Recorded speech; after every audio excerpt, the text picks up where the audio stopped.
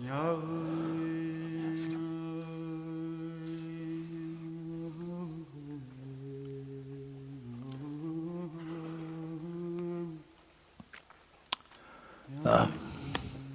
good.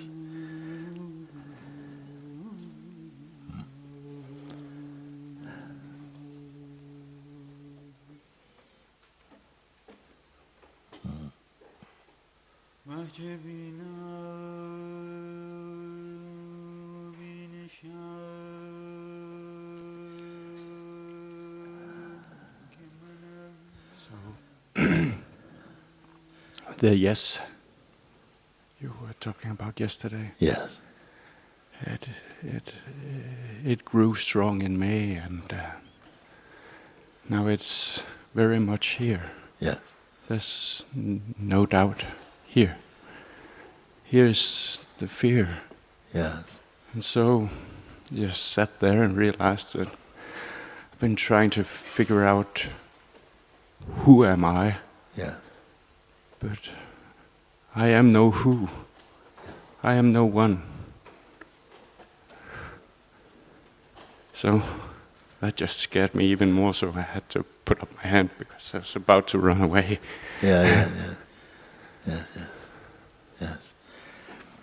If the mind realizes, I am no one, then fear will come. When the heart knows, I am no one, fear is gone. If the mind realizes, I am no one, if it says, I am no one, I am nothing, fear, oh my God, how can I live? How can I, oh my God, this is terrible to be nobody. Yeah. But when the heart knows, I am no one, all pressures are gone. And I've never been anyone. I've only ever been this.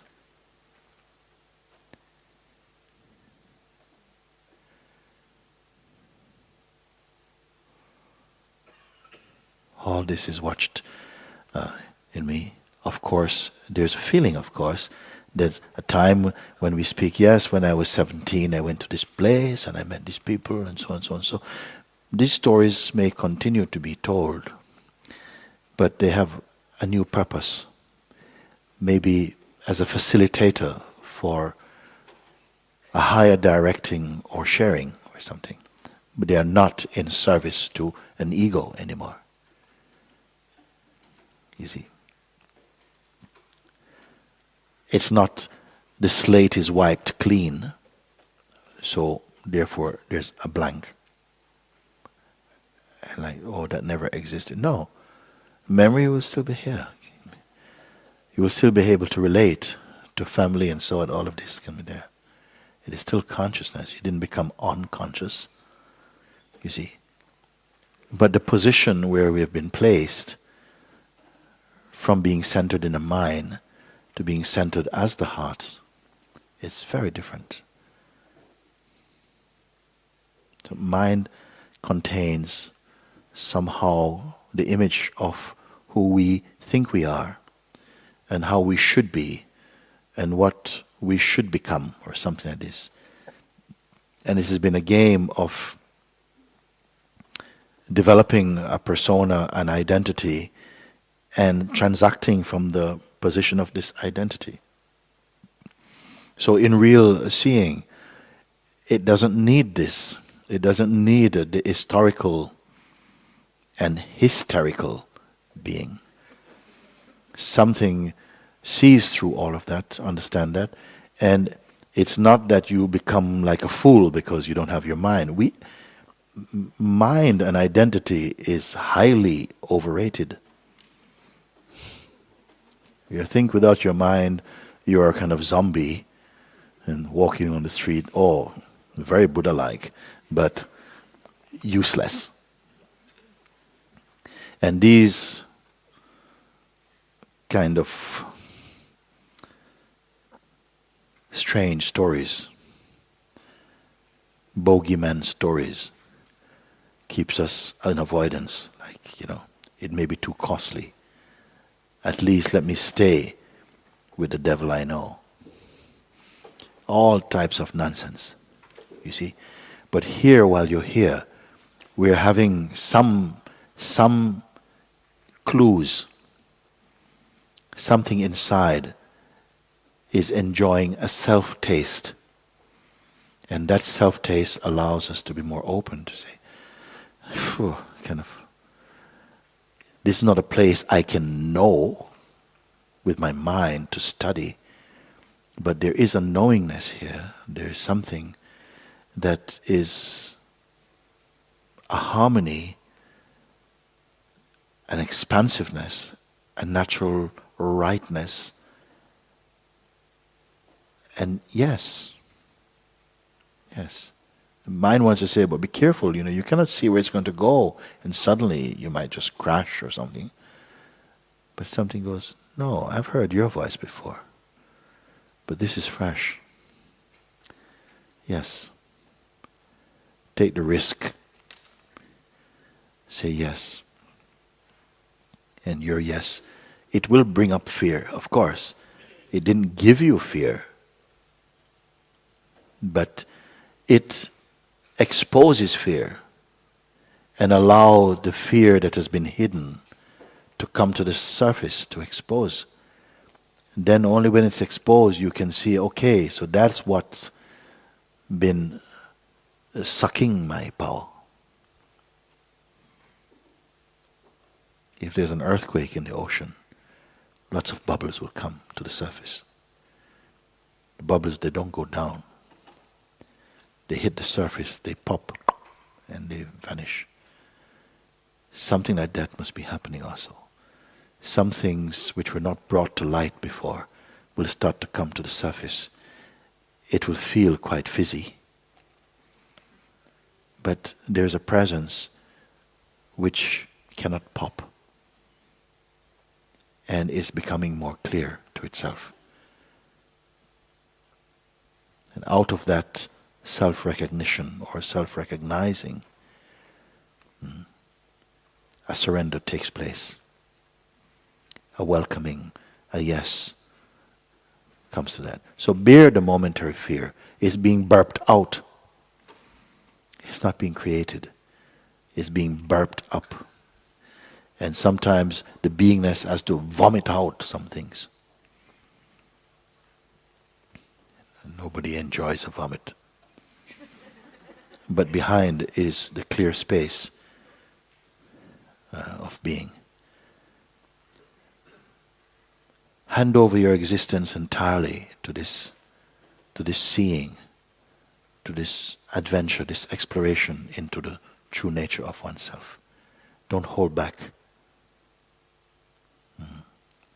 You will know the time for yourself.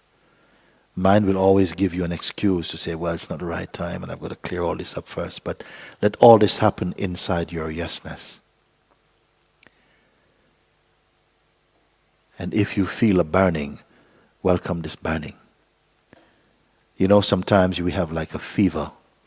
You have a fever and everything, your whole life is being lived in the fever state for a while. When you're thirsty, it's inside the fever and you'll drink your drink. When you're hungry, you'll eat in the fever state. When you send your emails, it's from the fever state. When you greet your friends, it's inside the fever state. You don't have to think about, everything is inside the fever. And in a way, it's like you again come into the fever state of your own being. And everything you do is coming from this being. It's happening out of this being. You see, you don't have to think, okay, I must get into the fever state. No, it is there. You're consumed. Your whole being is the fever state. You are the fever and the weakness of the fever even. And the activities that go on. Like that. So whether some feelings of fear come, and it's natural, it's a good sign. Because if it was there and undetected, that would not be good. Now something brings up the fear. You can look and see what is the message in the fear. Like, what is it fear of? If you wish. If you're able to, you may just see it just as a kind of another phenomenon and say, okay, that's coming up now, but right now the energy is staying more just in the state of presence. Let the fear happen, you see? But if the fear sensation is taking up too much attention, then at least go to it and look at it. Look at the fear and see, what is it about? Okay, fear, what have you to say? Oh, the fear is that somehow I'm going to vanish, I feel like I'm going to die. Because this is quite common. On the periphery of freedom, the fear of death comes. You're going to die. You go further, you're going to die. You see, you're going to die. And then, oh, I don't want to die. Because something smells like a death, but it's a dying of what is not true. It's a dying of death itself is dying. But in the mind, it's interpreted like, oh, I'm going to die, and there's some confusion. So it takes courage somehow. And you're going to grow strong, because to be free, you have to be strong. And the strength you already have. You only have to call it up. You don't have to go and lift some, make spiritual muscles. It's there. When you say yes, that is strength. When you say yes, let whatever happen, happen. But I found you, and you found me. And I stay here. Then let all things burn if they must burn. Such is courage, such is love.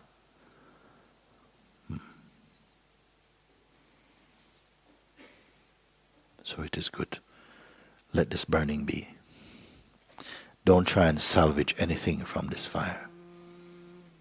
But keep your hands together in this fire. Say, thank you for burning me. Leave nothing unburnt. Feel like that. The mood will change.